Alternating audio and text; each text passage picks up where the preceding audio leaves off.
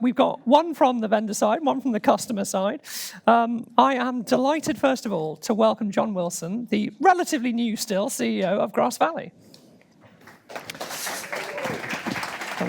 There you go.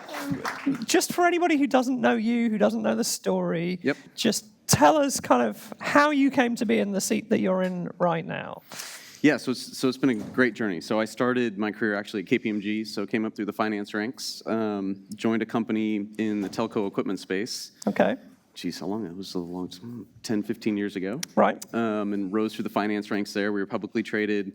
Our largest customer was Reliance Jio, and so we actually sold to Reliance in 2017. I was CFO at the time, had a broad mandate across operations as well, which is fantastic, and had a CEO and mentor who was the type of mentor that just throws a ton of rope at your feet and says, go, right? Whatever you want to jump into, just go, right? And so I did. It was fantastic. After we sold, I had the opportunity to think about what was next, and actually got contacted by a couple different private equity firms that were interested in my background. We'd been through a big transformation at Radisys, and they said, hey, you're in the telco equipment space, you're coming into a CFO seat, could the broadcast and video market, M&E, make a lot of sense? And I said, yeah, sounds really interesting. So joined Telestream as CFO. My wife and I relocated from Portland, Oregon to Boston, and was at Telestream for about 4.5 years. Came into the president COO role, and then had an opportunity to connect with Louis. Actually, a recruiter got us in touch, and Louis was at Grass Valley looking for a president COO with the opportunity to become a CEO. But like anything in life, you got to prove it. You got to earn it. Right. And so I joined the team at GV, October 1st of 2023, and here we are. Fast forward, things have largely worked to plan. Excellent. And you became the CEO at NAB, basically. That was when it was announced, right? I did. We made the big announcement. I don't know if Dell's still here, but Dell handed me the key to the Grass Valley media universe on behalf of Louis. It was, as many in the room may know, Louis likes to make a big to-do about things and big into marketing, and so we had the opportunity to do that. But Louis actually and the board approved the transition back in August of last year, which was a fantastic opportunity, Rowan, because I had the opportunity to take on much of the operations of the business really in advance of the end of last year. And then the public announcement was just an opportunity to put a little song and dance and get the key to the Grass Valley media universe and whatnot. So it was a great coming out party. Good stuff, good stuff. And we'll come back to some of the details of that. But first of all, I told you I'd give you the softball questions first. So how's the first couple of months gone? What are you spending your time on as a new CEO? Planes, trains, and automobiles. Okay. Tons of time with customers. Right. So we've got a fantastic leadership team, first and foremost, that puts me and us in a position where we've got great execution-oriented team. We recently appointed new head of customer success, Claudio Chabas, who joined us a couple months ago, actually at NAB. That was the last piece, I felt like, of the leadership team to put us in a position to win and execute, go forward. And I've really spent all of my time both externally facing, Rowan, but also internally facing with our teams, right? Grass Valley's a global business. We're 1,000 people around the world. We've got roughly, if you think about our company, just people and then also our customers, it's almost a third around the world, from the Americas to EMEA to APAC. Right. So I've been spending a ton of time both in the market with customers, like understanding what are their challenges, where are they at on the journey with GV, and how can we help support them going forward. But it's also winning the hearts and minds of all of our people, right? What's going to change at GV go forward? What does it now look like with me coming into the seat, and how are we going to change the culture of one of the leaders of the broadcast industry for 65 years, but it's not going to be the same old GV go forward. Right. So you've mentioned Louis, you've touched on the culture, you've touched on how things will change. So give us the top line on that. Like how are we going to see you as a different CEO to him? Because Louis, for everybody who knows him, which will be many people in the room, big personality, right? Big character.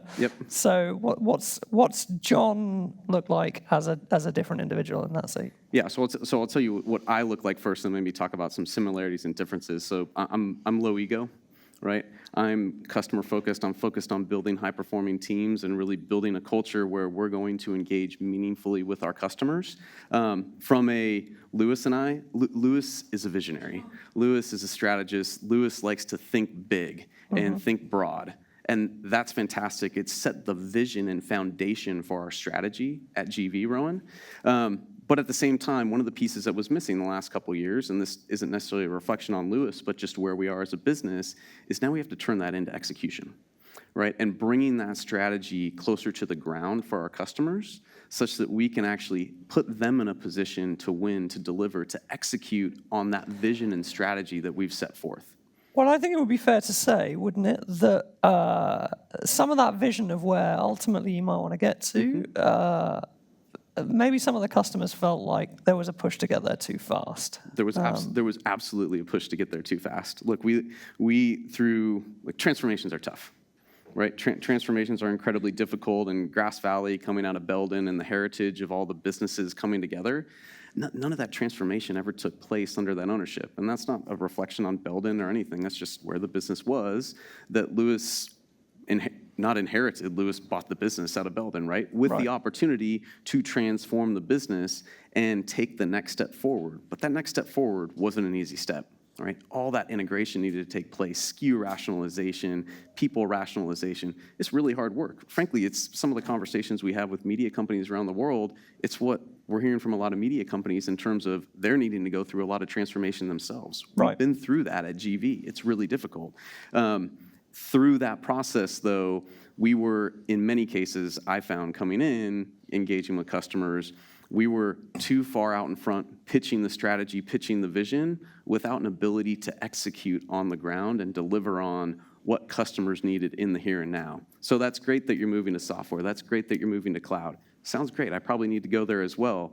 But you actually don't have the products. You don't have the capabilities to deliver what I need today. So inherently, we lost some customers in the wake of that. And it's maybe not fair to say lost, but as you know, customers have made really big bets on Grass Valley over time, right? We're one of the preeminent brands in the space. And as a result, customers, we have a responsibility to our customers to see them through this change, this transformation. But we didn't always do that in the best way possible over the past few years. And I'm really focused on changing that go forward. Okay.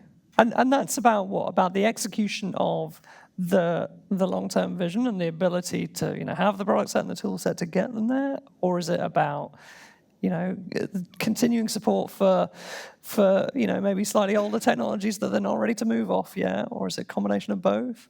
It's, as always, it's a combination of both.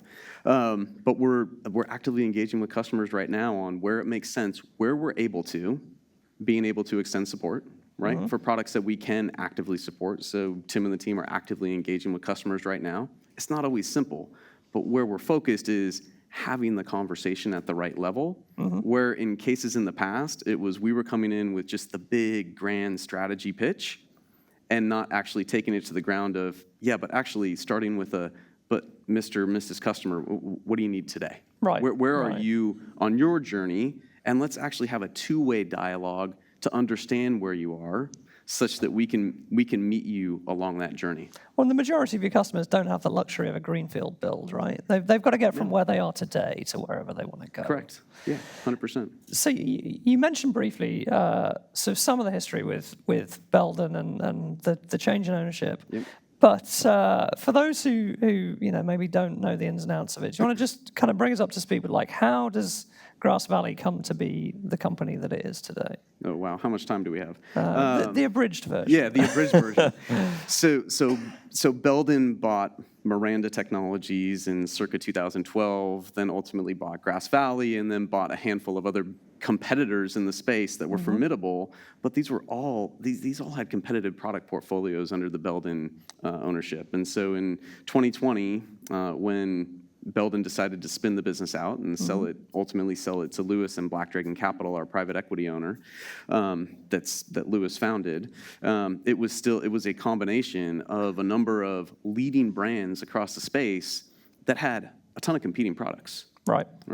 And so I referenced this earlier, but what hadn't happened is any of that portfolio rationalization, right? We had not just 3 switchers, we probably had more than 3 switchers. We had multiple playout solutions. We had many different infrastructure solutions.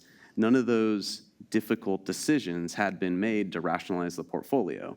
And inherently, across the world, right, if you look at geographically where each of those brands were focused, right, Sam was really strong in Europe. Grass Valley was incredibly strong in North America. And that's not in all cases, but just broadly. Yeah. Well, if you make a portfolio rationalization decision, a customer in Europe might feel left behind because, wow, you decided to end of life the switcher that I've been investing in as my technology stack, and where do I go? And part of the challenge was we didn't have a great answer in a lot of cases. I think we've been able to bridge a lot of those conversations now. And again, part of that is opening the conversation with, we want to hear where you are, not let us tell you about the big strategy and where you need to go. We can get there. And you gotta break some eggs to make an omelet, right? I mean, you know, you gotta make some of those difficult decisions, and I guess that's where, you know, a strong leadership is really, really important, and I guess that's, you know, that's some of what has been done to enable you to get to where you are today. Just touching back on kind of the transition then to you in the role. Yep. So what's Lewis's role now? How involved is he? Yeah, so Lewis is now our executive chairman. As executive chairman, he'll be part of still the strategy as we develop it and we incubate the strategy, but he's not involved in the day-to-day operations whatsoever. Right. So it's interesting because as I've traveled around the world, even our team doesn't quite believe like that Lewis isn't involved in the day-to-day operations of the business. So somebody asked me on one of the local town halls we had, so are you really the CEO? Like Lewis just stepped back. Like literally, one of our people asked me this, right? I was like, wow, that's a great question. If you're asking it, clearly people are thinking it, right? That's cool, right? So we can have that honest conversation. And the reality is, Lewis and I have a monthly one-on-one. Wow. That's it. That is pretty infrequent, Yeah. Considering the transition. Considering that Lewis personally owns over 50% of the business, right? His private equity business owns 100% of Grass Valley. This is a big bet that he personally and then his private equity firm have made on Grass Valley being successful. But it's a testament to the leadership team that we put in place. It's a testament to the progress that we've made and giving him that confidence. Now, Rowan, that's not to say that Lewis and I only talk once a month. We talk much more regularly than that. And in part, that's my style because I believe in bringing people along, right? Whether that's customers, whether that's employees, whether that's with Lewis and our board of directors, right? It's a continuous dialogue and narrative, such as there's no surprises. Yep. Right? There's going to be challenges. There's going to be obstacles. And what we benefit from and what I benefit from is Lewis, with his heritage in this industry and as a business leader, he's got the playbook. He's seen a lot of these plays before, where it's gone sideways, where it's gone really well, and I can phone a friend anytime I need to and get him, and we can talk through what's going on, and I can get his advice relative to where we think we might want to go. Talking of dialogue, I'll remind our audience that there's a QR code at both sides of the stage. If you want to ask a question to John, I'm all up for putting him on the spot if some of you got some questions. I mean, that point about leadership, I think it is a really interesting one. And you've been out there talking to customers, as you say. How important do you think the relationship between an organization's leadership and the customers is? Because I think we've seen, quite different engagement models from some different vendors and different leadership teams over the last few years. Yeah. I'm going to be talking to Dan at Telestream tomorrow, and he's got some stories to tell about what's gone on in that company. So yeah, how critical do you see that relationship, and how important do you think it is for customers to get to know the leaders of the organizations they're buying from? Well, I think it's vital. Right, so we need, in order to drive our company as a vendor in the right direction and make sure we're making well-informed decisions about where we take our technology, right, and how that relates to our customers trying to solve, whether it's their micro challenges or more broadly their macro challenges, Rowan, we've got to understand what their leadership team's objectives are, right? And those relationships are critically important for us to develop, such that especially not just making sure our strategies are aligned and we're going in at least a similar direction to where they're going. And by the way, that's also, it's not Grass Valley, for example, or any vendor coming to the table and saying, well, tell us everything where you're going such that we can develop our roadmap against it. To me, we need to come with an informed perspective. right? We then harden that and shape it as we have conversations with our customers in the right direction, and that creates, I think, a great product market fit in terms of where we're going. But it also, look, what we do as an industry, it's really hard. Like what our customers are doing every day to get content on the air is incredibly difficult. What we achieve is incredible in this industry, even amongst all the challenges, right? To me, they're all opportunities and there's a great path forward, but stuff goes wrong, stuff happens. And customers need to be able to call, whether it's myself, our leadership team, other vendors' leadership teams in the space, when stuff happens, right? You need that phone a friend.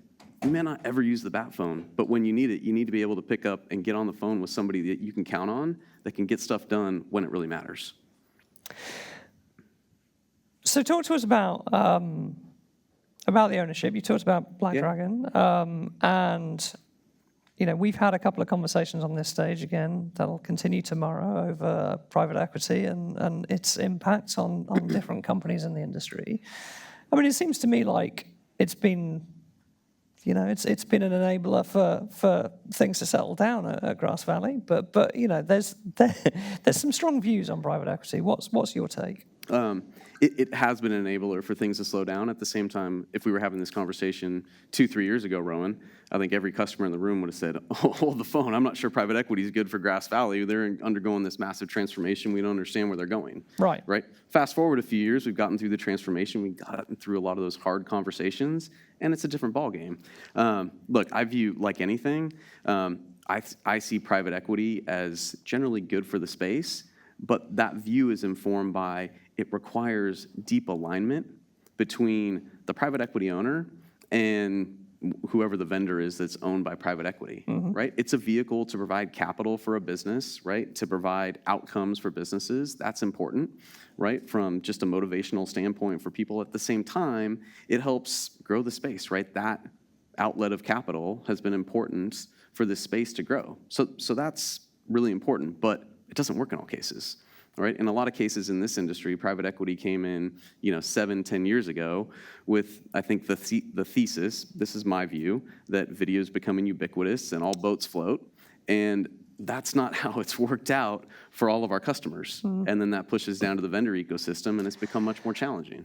So why is it not worked out that way? Like, what's the differentiator between a successful PE investment and one that's gone badly? Yeah, so where I see that up front is that strong alignment between a PE coming in and really being aligned with the management team, right? Being aligned with where you're going to take the business go forward. And it also, I think in many cases, aligns with a not paying premium dollar in valuation for a business, because that puts a business in a very difficult position. When you pay premium dollar, premium valuation, that feels really good for the team that got there, but that the team that has to execute on the other side, you're up against a very difficult thesis that you have to execute against, right? And any PE has a time horizon that they want to apply to a company they buy, right? Yeah. What's Black Dragon's view of GV? Yeah, so the unique perspective of Black Dragon is because Lewis controls the firm, we don't have a mandate. We don't have to be out in 7 years. We don't have to be out in 10 years. Now, realistically, is it going to be perpetual ownership? No, probably not. But it doesn't put a timestamp on us in order for the business to be sold.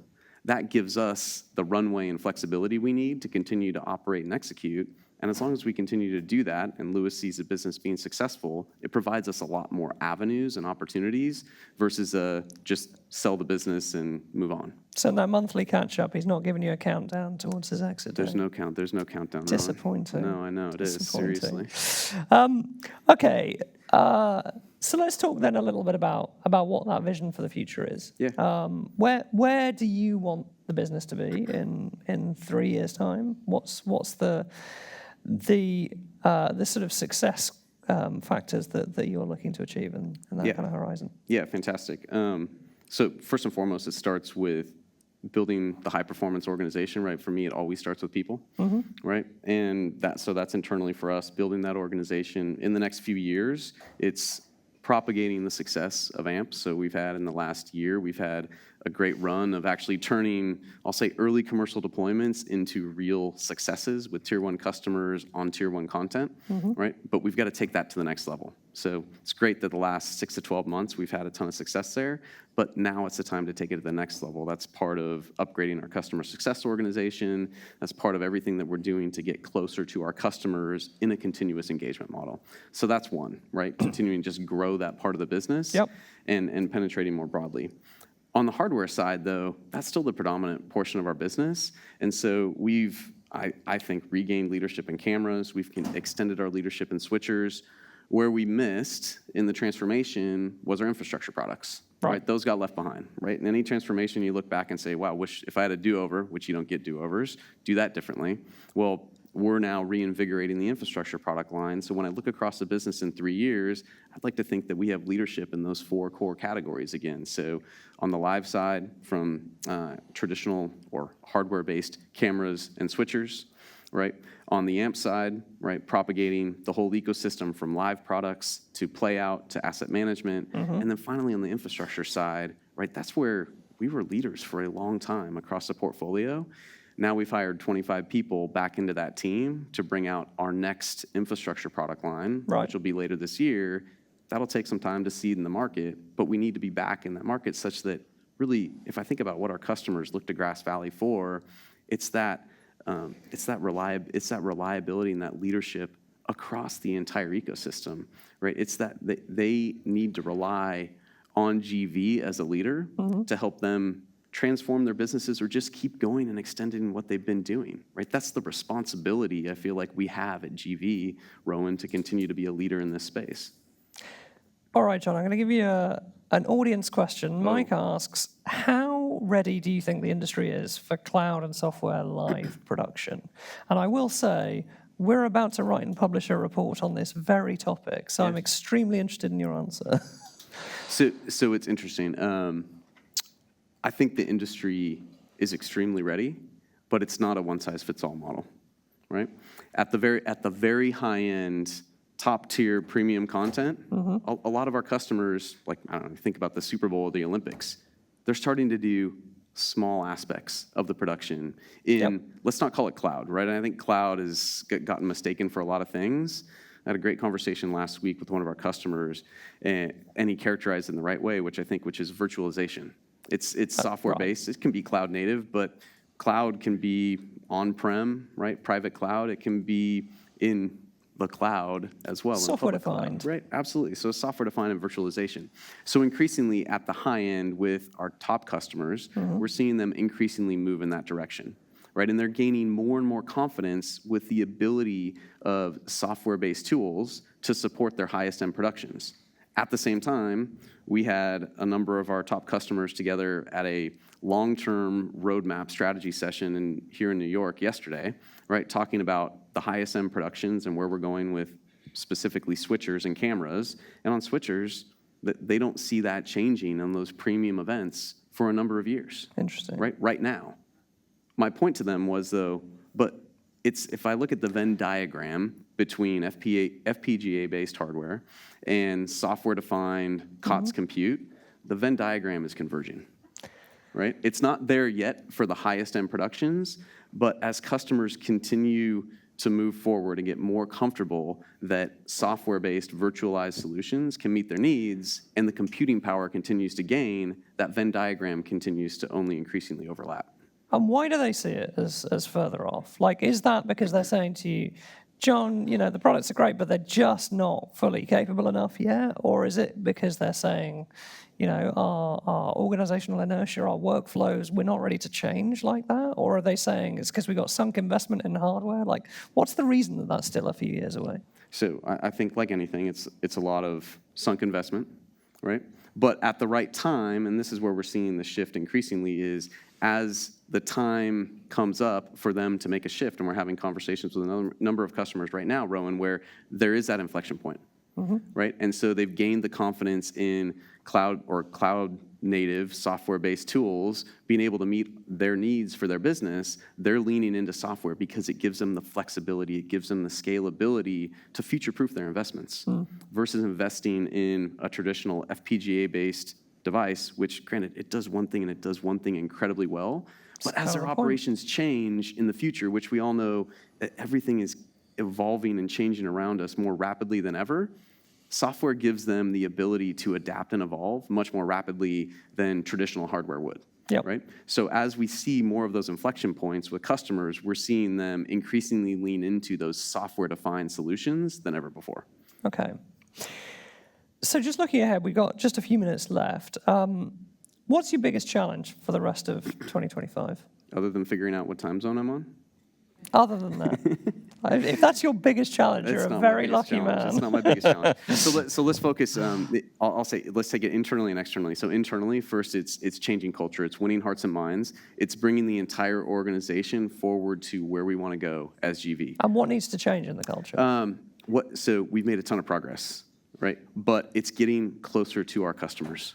Right. It's spending the time. We need to come with a perspective, as I said earlier, but it's spending the time with our customers to understand their challenges, right? To get closer to their not just the technical teams, but the operational teams, to understand what are the challenges our technical teams face with their operational teams, such that we can provide them the solutions that they need. Right. And part of that is also just instilling the high-performance culture that we want, right? Again, I said earlier, it's not the same old GV. We're going to continue to change and evolve, go forward, with the center of gravity being the strategy that we're propagating. Externally, it's about gaining the confidence and trust with our customers again, right? Tim, who's here, had a conversation with a customer a few months ago, and it resonates. Trust arrives on foot and leaves on horseback, right? Yep. And we had a lot of trust and confidence leave on horseback over the last few years, but we're showing up. Right? We're showing up consistently, and so it's being present in the markets. It's having the conversations, first starting with the tough conversation, and then starting with okay, now let's get beyond that, and let's get to the next step. And in a lot of cases, we have. And so for me, it's the focus on opening the doors for our teams to be successful. In some cases, they're cracked open right now. In other cases, they're wide open. Okay. And we've heard a lot today about the wider economics of the media market. And you spoke about private equity companies coming in with the theory that, video is ubiquitous and rising tides lift all boats and all of that. But the reality is that the television industry, let's say, I'm not going to say broadcast, but, those of us that make premium content, however it's delivered, is not growing at a stellar rate, right? It is not a market that is skyrocketing right now. There's a lot of disruption, probably some consolidation to happen. Yep. So where is your focus? Is GV a company for broadcasters and production houses? Are you looking at other sectors? Are you putting a lot of time into corporate video or pro AV or other markets? Like what's your kind of center of gravity? It's a great question because we talk about this all the time. So, and we're very clear internally, Rowan. Our primary market today, has been today and into the future, we see as broadcast. We see as media companies, right? That's where we are. That's where we expect to continue to be, right? We benefit from sport being such a significant growth area in the market, and just all the money that's being put into sport, that's our primary market. It has been for a long time, and so we're benefiting from that clearly. Right. And I see that continuing to accelerate. At the same time, we'd be crazy not to be talking about pro AV and corporate and other adjacent markets where we can take the technology that we've developed at GV and actually bring it in new and different ways to those markets. And new and different ways is important because the way that broadcast engineers and operators engage with our technology is likely not the way that a corporate team can engage with the technology, right? And so as we talk about it internally, we're super focused on, we're going to spend a little bit of time there, but we need to be very thoughtful, and we need to have a crisp plan, because since I've come into this industry, everyone wants to talk about pro AV, and it's growing, and that's great. It sounds fantastic, and it is. But if you don't have an entire go-to-market and business plan together that you believe you can execute on while still serving your primary market, you're going to lose, and it just becomes a wild distraction. So for us, I'm not interested in distractions. Okay, that's good. I'm pleased with the clarity of that message. I guess the one question it leaves me with is, do you think that the transition to software makes it easier to repurpose technology to address different markets compared to a hardware world? It absolutely does, because we can move faster in our development teams, right? We can change GUIs and user interfaces much more rapidly than ever before, right? Even talking with our team yesterday about how can we leverage AI to go faster in development, for example, right? Is a tool that we can now bring to our engineering teams such that they can move faster. We can develop technology faster than ever before. We're already doing that in software, but now bringing new tools to the toolkit in order for our engineers to move faster for our customers in broadcast, but then also adopt our technologies to different areas, absolutely can be accelerated through the use of software. Good stuff. John, unbelievably, we're out of time. Absolutely fascinating talking to you. Thank you so much. Thanks, Ron. Appreciate it, everybody. Cheers. Cheers.